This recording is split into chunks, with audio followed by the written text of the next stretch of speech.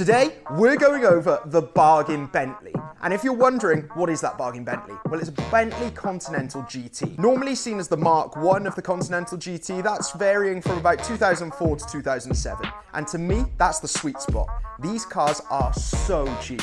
You could pick one of these up in good condition for about £12,000 and in a shabby condition for like £5,000 or £6,000. It is incredible. It oozes luxury and, well, it's cheaper than a Dacia Sandero. So let's get into why or why not I would buy this bargain Bentley. So first of all, we're going to jump into repairs, and it's important to look at this car as what it is. It may be a £12,000 car now, but it was very much a £155,000 car when it came out. It was known for being driven by celebrities and footballers, and well, it's never really shrugged that.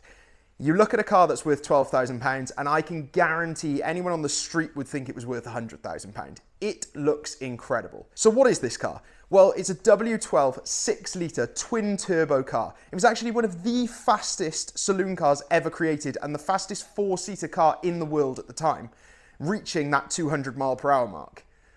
But well, nowadays it's cheaper than a Dacia Sandero. So this is why we're looking into it. Should you buy a bargain Bentley or should you go and get your nan's car? So let's jump into it. So first of all is repairs. Obviously you have to think of this car like the car it was in 2005, £155,000.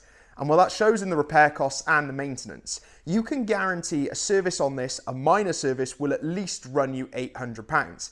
And then on top of that, you have to think about this twin turbo 6-litre engine, which, well, is going to need maintenance. You've got to remember this car is 20 years old now. So expect there to be issues with drivetrain, suspension, electronics, and, well, engine potentially, making these cars very affordable, but it's because of the cost to repair.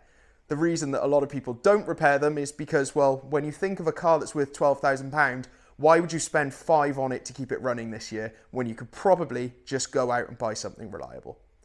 So, through reliability, obviously comes those elements. One most notable element that I've heard of quite a lot is the electronics. There's a little issue, I say little, where basically the reservoir channels for the front windscreen run by the car. And if they get blocked, they can actually back up into the car and flood under the seats. Now you'd think, well, what's that? A little bit of sound deadening and carpets? No. It's where all the computers lie, basically, that control most of the modules within the vehicle. So you can end up with a very bad day just from a little bit of rain.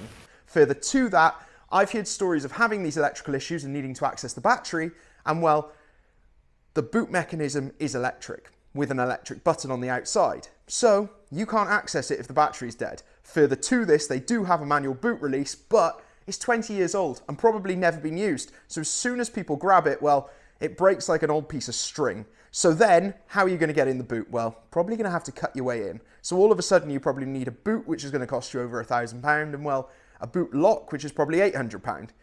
So all around, it's a pretty bad day. Now we get into the running costs. This is where things get a little bit more expensive for the daily. You've got to think most of the time these cars are reliable. They are an incredibly built engine that has been running for decades. This engine has a lineage that's longer than, well, I don't know, my view count. So in here, basically, you've got this incredible engine, and it does come with reliability, but to keep it reliable, you have to pay a few things along the way. And now obviously that's premium fuel. So in a normal car, maybe a hybrid, you might get 30 to 40 miles per gallon. Well, in this bad boy, you're getting 12 to 15 miles per gallon, which isn't great. And I can tell you from driving one, it feels like £1 a litre when you're driving it. It absolutely guzzles fuel. And further to that, it costs over £100 to fill up every single time. Then you move into road tax. Because of that twin turbocharged 6-litre W12, you're looking at over £100 to fill it every single time.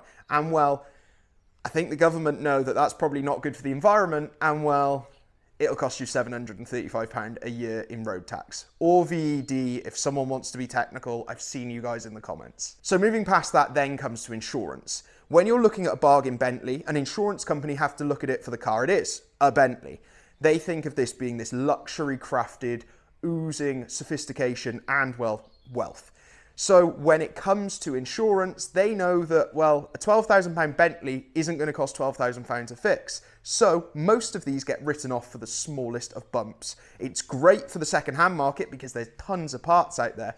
But when it comes to insurance, that can add up. So I'd expect you to see a rather large insurance bill. And well, if you do have a bump, don't expect to be getting the car back. You'll probably just get paid out. So now we go into the reason why you definitely would buy a Bentley. This brand is synonymous with British heritage, with racing, with luxury, celebrities. It is an icon, a true icon. You see that B badge and well, there's very few things in a parking lot which will outshine a Bentley. The incredible thing about these cars is build quality. I'm conscious, obviously, I've gone on about reliability, but that's mainly because it is a 20-year-old car. You jump into these cars and everything in there is a testament to quality. From the leather, to the glass, to the panel work, to the woodwork. It may be dated in some eyes, having woodwork in a vehicle, but it looks like it just left the factory. These cars hold up extremely well, visually and, well, tactically. So further to that, then it opens up, well, when you're buying something like a Dacia Sandero, you're buying a brand new car. So it probably comes with Apple CarPlay, it probably comes with cruise control, start-stop, ADAS, which I hate, and, well, you'd have all those modern comforts and amenities. But obviously the Bentley wouldn't. Now to me, that's a bit of a bonus. The only thing I would say if you were buying one is definitely replace the screen with an Apple CarPlay unit for about 300 quid, and I think you're doing about as well as anyone in their Dacia Sandero. And, well, at the red lights, you're going to leave them for dust, so who cares if they have security features and cruise control? You're going to have a good time doing it. Further to that, the aftermarket scene for these cars is thriving. Expect to be able to get any wheels or body kits that you might want and make this car look truly unique. I mean, just don't go too far because it might look like a Halford spec Bentley. But apart from that, you could create something incredible, unique, quite modern, and, well, timeless, which is the perfect blend. So I guess that comes down to the main point. Should you buy a bargain Bentley? And well, I've got to say yes. I think you would love the car. I think it's an incredible vehicle. It oozes luxury and sophistication. The only caveats I would say to that is ideally if you can be in the position to garage it, that would always help, and leave it on trickle charge so you know those electrics won't fail. And well, make sure you've got some money set aside for a rainy day. If you're looking at something for, say, 20 grand and you were thinking of then buying a Bentley and you were able to pocket that 7 or 8 grand and leave that there as a rainy day fund, I think you're all set.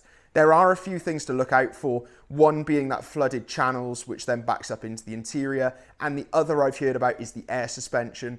But I think if you're really clever in how you buy and you make sure you get a good car, I don't think you'll regret it a part in your life. And well, if everything goes wrong, I'm pretty sure you could probably get around 12 grand for parts.